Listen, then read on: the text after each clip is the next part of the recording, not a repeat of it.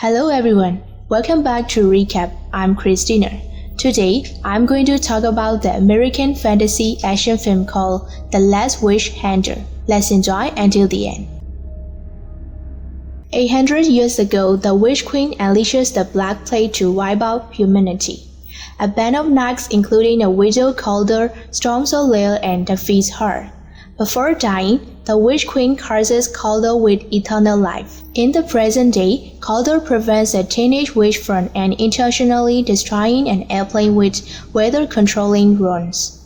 Calder is revealed to be working as a witch hunter for an organization called the Eggs and Crocs, which aims to keep the truce between humans and witches and either executes or imprisons the witches who break the law. He is aided by a priest called Dolan, a tradition carried from the battle to destroy the Witch Queen. The 36 Dolan tells Calder that he is retiring from his duties and has chosen a new Dolan for him, but dies in his sleep. Calder and 37 Dolan deduce that 36 Dolan was murdered by a witch.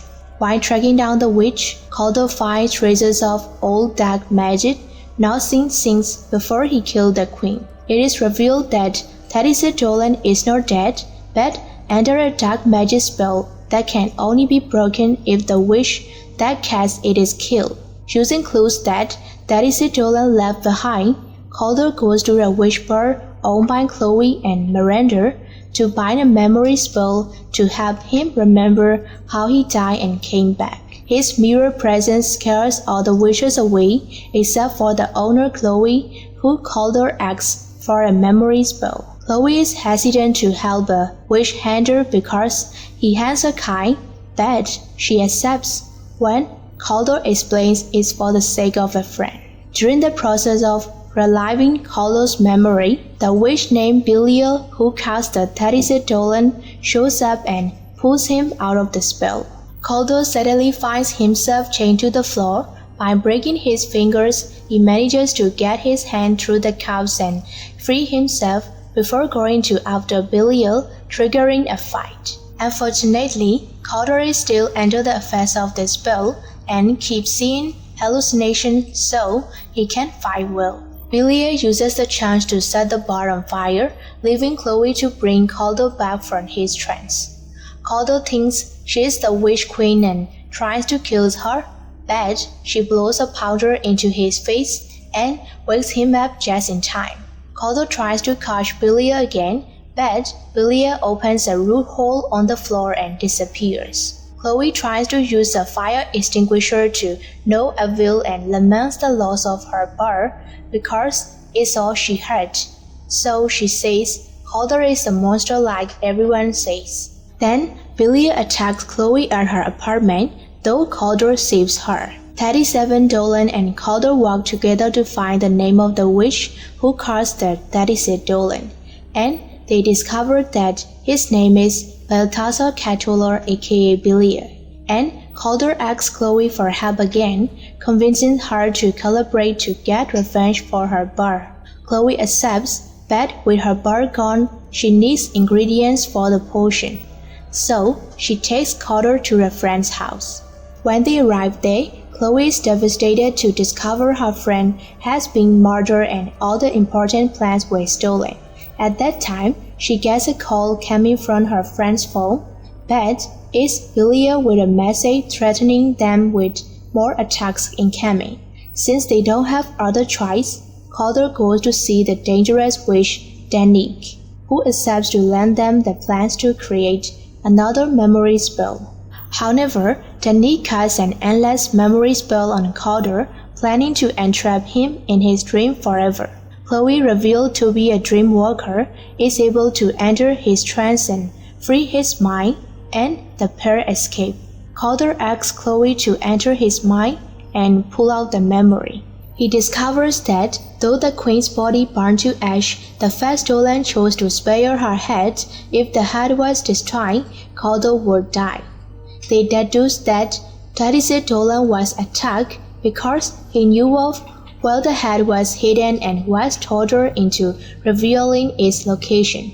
They also realize that Belia's real plan is to revive the queen. Leaving Chloe and the Teddysit Dolan behind, Calder goes to face Belia to prevent the Queen from returning. Though he kills Belia in a confrontation, the Queen re-enters the war through the sacrifice of another wish and escapes into the city, stealing Calder's immortality. Teddysit Dolan, who is recovering, encourages Calder to continue fighting. The members of the Witch Council, who get the witch's prison, are killed, and the Queen plans to release another plague curse, using the imprisoned witches as a magical power source. Using her dream-walking ability, Chloe kills one of the prisoners, severing the connection of the Queen. Calder fights the Queen and appears close to killing her, but 37 Dolan shows up holding Chloe at gunpoint and shoots Calder with grudge for killing his witch parents. Then, he hands Chloe to the Witch Queen, who immediately uses her to start the chanting again and finally releases the plague all over the city. He asks the Queen to give him magical power. She refuses and kills him with her swan. Meanwhile, an unconscious Calder begins dreaming about his family, who support him and motivate him to try again. Calder summons lightning to his sword using the weather runes he confiscated from the young witch on the plain and throws his sword into the Queen, burning her to ash. Next, he gains back immortality. As his wounds heal, the plague disappears from the city. The Queen's body crumbles in ashes, but the heart is still beating.